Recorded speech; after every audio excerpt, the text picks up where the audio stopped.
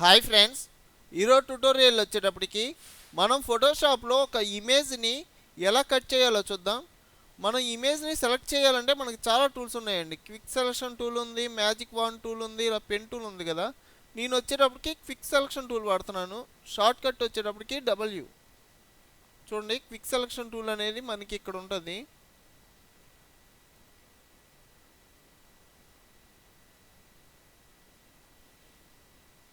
చూడండి, ఇలా సెలెక్ట్ చేసుకొని ఎప్పుడైనా మనం సెలెక్ట్ చేసుకునేటప్పుడు జూమ్లోనే సెలెక్ట్ చేసుకోవాలండి. ఇలా జూమ్లో సెలెక్ట్ చేసుకోవడం వల్ల బెనిఫిట్ ఏంటంటే మనకి ఏమైనా ఎడ్జెస్ మిస్ అయినా మనకి ఇక్కడ కనబడుద్ది. హెయిర్ అనేది పర్ఫెక్ట్గా రావట్లా, ప్రాబ్లం ఏం లేదు, మనం రిఫైన్ ఎడ్జ్లో సెట్ చేసుకుంటాం.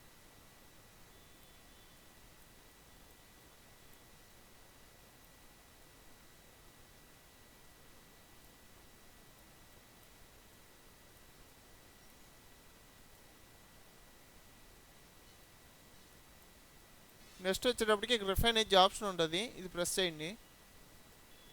ఇక్కడ మనకి వ్యూ అనే ఆప్షన్ ఉంది కదా, ఇక్కడ మనకి చాలా ఉంటాయి. ఆన్ బ్లాక్ అంటే బ్లాక్లో కనబడుద్ది బ్యాక్గ్రౌండ్, అదే వైట్ అన్నానంటే వైట్లో కనబడుతుంది. అదే నేను ఓవర్లే అన్నాను అనుకోండి, ఈ ఓవర్లే అనడం వల్ల మనకి సెలెక్ట్ చేయని ఏరియా కూడా మనకి కనబడుద్ది. చూడండి, నీ హెయిర్ అనేది ఇక్కడ సెలెక్ట్ చేయాల కాబట్టి నాకు ఆ రెడ్ కలర్లో హైలైట్ అయ్యి కనబడుతుంది. ఇక్కడ నేను స్మార్ట్ రేడియస్ అనే ఆప్షన్ పెట్టి ఇక్కడ రేడియస్ అనేది 8 ఇస్తున్నాను. చూడండి, రేడియస్ అనేది ఆ ఇమేజ్కి తగ్గట్టు ఇస్తారు. ఈ ఇమేజ్కి 8 ఇస్తున్నా. నెక్స్ట్ వచ్చేటప్పటికి మనకి ఇక్కడ రిఫైన్ రేడియస్ టూల్ అని ఉంది, తీసుకొని బ్రష్ సైజ్ పెంచాలంటే మనకి కీబోర్డ్లో పీ పక్కన ఉంటుందండి, ఓపెన్ బ్రాకెట్ క్లోజ్ బ్రాకెట్. ఒకసారి ఇక్కడ క్లిక్ చేసి మీరు ప్రెస్ చేస్తే ఆటోమేటిక్గా పెరుగుద్ది. నెక్స్ట్ వచ్చేటప్పటికి ఇక్కడ డ్రా చేసుకోండి. ఎప్పుడైనా ప్లస్ సింబల్ అనేది బయటకు ఉండాలి. చూడండి, ఆ బ్రష్లో మనకి ప్లస్ సింబల్ కనబడుతుంది కదా, అది ఎప్పుడైనా బయటకు ఉండేలా చూసుకోండి.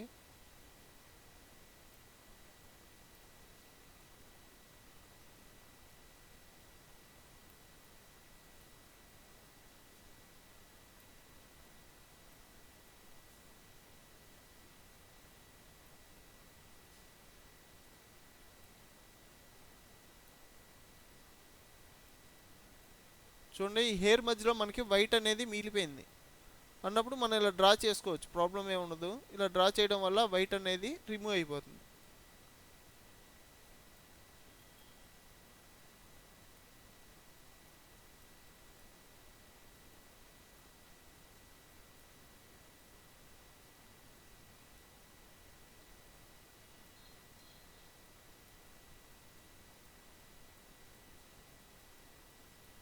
చూసారు కదా.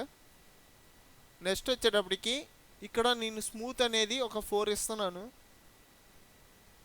అలాగే ఫెదర్ అనేది 0.7 ఇస్తున్నా. నెక్స్ట్ వచ్చేటప్పటికి ఇక్కడ ఈ ఆప్షన్ పెట్టుకోండి. అమౌంట్ అనేది నేను చేంజ్ చేయట్లా. నెక్స్ట్ వచ్చేటప్పటికి అవుట్పుట్ అనేది మనకి ఎలా కావాలి. న్యూ లేయర్ అంటే మనకి సపరేట్గా ఒక లేయర్లోకి వచ్చుద్ది. అదే new layer with layer mask అంటే సపరేట్గా మనకు ఒక లేయర్ వచ్చి ఆ లేయర్కి మళ్ళీ లేయర్ మాస్క్ అనేది అప్లై అయ్యి ఉంటుంది.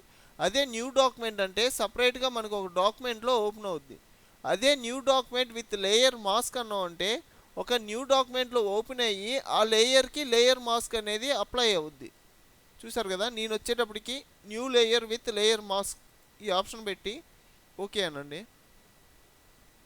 మనకి ఇలా వచ్చింది. చూసారు కదా, మనకి హెయిర్ కూడా గ్యాప్ వచ్చి మనకి నీట్గా వచ్చింది. ఇప్పుడు మనం ఏమైనా బ్యాక్గ్రౌండ్ అప్లై చేయాలంటే బ్యాక్గ్రౌండ్ ఇవ్వచ్చు. Ctrl+Shift+N అన్నానంటే న్యూ లేయర్ వచ్చింది. అదే నాకు ఇలా నేమ్ కూడా అక్కర్లేదు, డైరెక్ట్గా ఇక్కడ లేయర్ కావాలి అనుకుంటే Ctrl+Alt+Shift పట్టుకొని N ప్రెస్ చేశారంటే డైరెక్ట్గా లేయర్ అనేది ఇక్కడ యాడ్ అయిపోద్ది. చూసారు కదా. దానికి ఒక కలర్ ఇద్దాం. ఆల్ట్ పట్టుకొని డిలీట్ బటన్ ప్రెస్ చేస్తే ఫోర్గ్రౌండ్ కలర్ అనేది మనకి అప్లై అవుద్ది. ఫోర్గ్రౌండ్ కలర్ అంటే ఇక్కడ రెడ్ ఉంది చూడండి, ఇది వచ్చేటప్పటికి ఫోర్గ్రౌండ్ కలరు, కిందది వచ్చేటప్పటికి బ్యాక్గ్రౌండ్ కలర్. ఇప్పుడు మనకి ఈ లేయర్ ఉంది, ఈ లేయర్ని ఇలా డ్రాగ్ చేసి కింద వదిలేసినా పర్లా, లేదంటే కంట్రోల్ పట్టుకొని పీ పక్కన ఉంటుంది, కీబోర్డ్లో పీ పక్కన ఓపెన్ బ్రాకెట్ క్లోజ్ బ్రాకెట్ ఉంటుంది కదా, ఓపెన్ బ్రాకెట్ ప్రెస్ చేశారంటే ఆటోమేటిక్గా లేయర్ అనేది కిందకి వెళ్తుంది.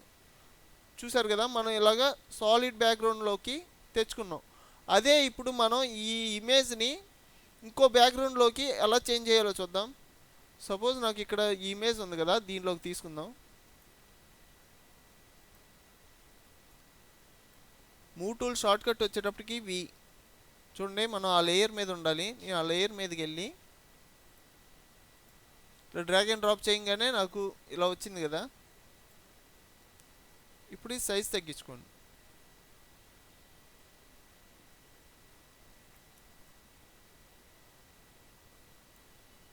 కంట్రోల్ ఎంటర్ ప్రెస్ చేస్తే సెట్ అయిపోతుంది. కంట్రోల్ ప్లస్ అంటే జూమ్. ఇలా వచ్చింది కదా. నాకు ఈ కలర్కి మ్యాచ్ అవ్వాలా. ఇక్కడ నాకు కలర్ బ్యాలెన్స్ చెయ్యాలంటే ఈ మెన్యూలో ఇమేజ్లోకి వచ్చి అడ్జస్ట్మెంట్స్లో కలర్ బ్యాలెన్స్ అని ఇక్కడ ఉంది కదా, షార్ట్ కట్ వచ్చి కంట్రోల్ బి. ఇక్కడ వచ్చేటప్పటికి మనకి పింక్ కలర్లో ఉంది కాబట్టి ఈ మెజెండా అనేది మైనస్ చేస్తున్నా. చూడండి, కింద ఇమేజ్ కూడా మనకి పింక్ కలర్లో చేంజ్ అవుతుంది. ఇలా అన్నా అంటే గ్రీన్లో చేంజ్ అవుతుంది, ఇటు వచ్చానంటే పింక్ కలర్లో చేంజ్ అవుతుంది. చూడండి, ఒక 49 కూడా కాదు, ఒక 40 ఇచ్చాను, 39 ఇచ్చా. ఓకే అన్నానంటే కలర్లోకి సెట్ అయింది. నెక్స్ట్ వచ్చేటప్పటికి మనం ఈ ఇమేజ్ని కాపీ తీసుకోవాలంటే ఆల్ట్ పట్టుకొని డ్రాగ్ చేస్తే కాపీ వస్తుంది కదా. ఇది పెద్దది చేసుకొని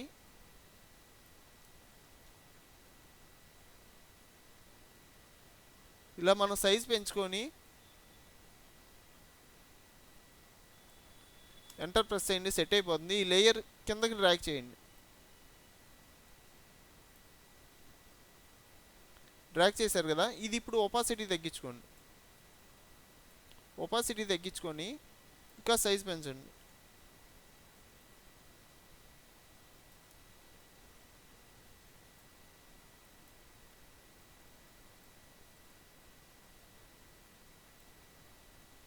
చూడండి, మనం ఇలా కూడా సెట్ చేసుకోవచ్చు. చూసారు కదా, ఒపాసిటీ అనేది ఒక 70 ఇస్తున్నా. అలాగే మనం ఒక న్యూ డాక్యుమెంట్లో అప్లై చేయాలన్నా, ఇప్పుడు సపోజ్ నేను ఒక వెబ్ బ్యానర్ క్రియేట్ చేస్తున్నాను అనుకోండి. ఒక న్యూ డాక్యుమెంట్ తీసుకొని విత్ వచ్చేటప్పటికి 2000 ఇస్తున్నాను, హైట్ వచ్చేటప్పటికి ఒక 400 ఇస్తున్నా. మనకి ఇలా వచ్చింది. మనం ఈ లేయర్ అనేది డ్రాగ్ అండ్ డ్రాప్ చేసుకోండి.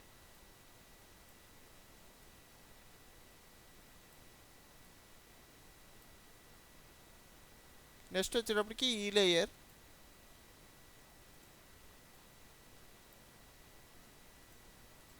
ఇలా వచ్చింది కదా. ఇమేజ్ వచ్చేటప్పటికి సైజ్ తగ్గించుకోండి.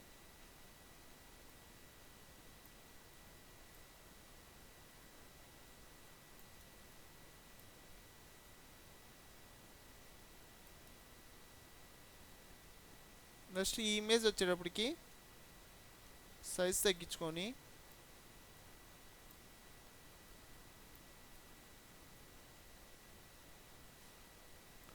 రైట్ క్లిక్ చేసి ఫ్లిప్ హారిజాంటల్ అంటే మనకి ఇటు సైడ్ వచ్చింది.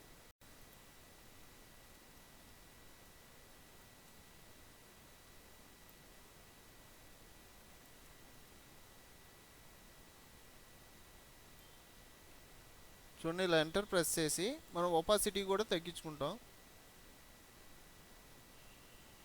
చూసారు కదా. సపోజ్ మనం టాలీవుడ్కి సంబంధించి చేస్తున్నాం అనుకోండి, ఇక్కడ టాలీవుడ్ హీరోయిన్స్ అనో లేకపోతే టాలీవుడ్ సెలబ్రిటీస్ అనో ఇలాగ మనం టైప్ చేసుకుంటాం. వచ్చేటప్పుడు మనకి ఇక్కడ ఇంకో ఇమేజ్ ఉంది. ఈ ఇమేజ్ వచ్చేటప్పటికి మనం ఇందాక ఈ ఇమేజ్కి వచ్చేటప్పటికి మనం పిక్ సెలక్షన్ టూల్ తీసుకొని ఇదంతా సెలెక్ట్ చేసుకొని చేసాం. ఎందుకని, బ్యాక్గ్రౌండ్ అనేది సాలిడ్ కలర్ కాదు, ఇక్కడ మనకి చెట్టు ఉంది, ఇలాగ మనకి చాలా ఉన్నాయి కాబట్టి సాలిడ్ కలర్ కాదు కాబట్టి మనం సెలక్షన్ టూల్తో చేసాం. అదే మనకి ఏమైనా ఇమేజ్కి బ్యాక్గ్రౌండ్ అనేది సాలిడ్ కలర్ ఉంటే మనకి సింపుల్గా ఇక్కడ మ్యాజిక్ ఎరేజర్ టూల్ ఉంటుందండి. అది తీసుకొని ఒకసారి క్లిక్ చేశారంటే మీకు బ్యాక్గ్రౌండ్ అనేది ఆటోమేటిక్గా ఎరేజ్ అయిపోద్ది. అలాగే మనం ఈ ఇమేజ్కి కూడా ఒకసారి ఇలా క్లిక్ చేసామంటే మనకి బ్యాక్గ్రౌండ్ ఎరేజ్ అయింది. ఎరేజ్ అయినప్పుడు మనం ఈ లేయర్ని కంట్రోల్ పట్టుకొని ఒకసారి క్లిక్ చేసాం అనుకోండి, ఇలా సెలక్షన్కి వస్తుంది. సెలక్షన్కి వచ్చినప్పుడు మనం ఇక్కడ క్విక్ సెలక్షన్ టూల్ కానీ ఇలాగ మనకి సెలక్షన్ టూల్స్ ఉన్నాయి కదా, దాని మీదకి వచ్చి ఇక్కడ రిఫైన్ ఎడ్జ్ అన్నాయి. మనం ఎడ్జెస్కి స్మూత్ అనేది అప్లై చేసుకోవచ్చు. ఇక్కడ నేను స్మార్ట్ రేడియస్ ఇచ్చి నెక్స్ట్ వచ్చేటప్పటికి రేడియస్ వచ్చేటప్పటికి 8 ఇస్తున్నా. నెక్స్ట్ నేను స్మూత్ అనేది ఒక 4 ఇస్తున్నా. ఫెదర్ అనేది 0.7 ఇస్తున్నా. ఈ ఆప్షన్ పెట్టుకోండి. New layer with layer mask అన్న ఉంటే మనకి ఇలా వస్తుంది. ఇప్పుడు మీరు ఒకవేళ ఏమైనా బ్యాక్గ్రౌండ్ అప్లై చేయాలన్నా బ్యాక్గ్రౌండ్ అప్లై చేసుకోవచ్చు. చూసారు కదా. ఓకే ఫ్రెండ్స్, నా వీడియో కనుక మీకు నచ్చినట్టయితే లైక్ చేయండి, షేర్ చేయండి, సబ్స్క్రైబ్ చేసుకోండి. సబ్స్క్రైబ్ చేసుకోవడం వల్ల నేను మీకు టచ్లో ఉంటా. నేను మీ ప్రతాప్ వర్మని. Thank you very much.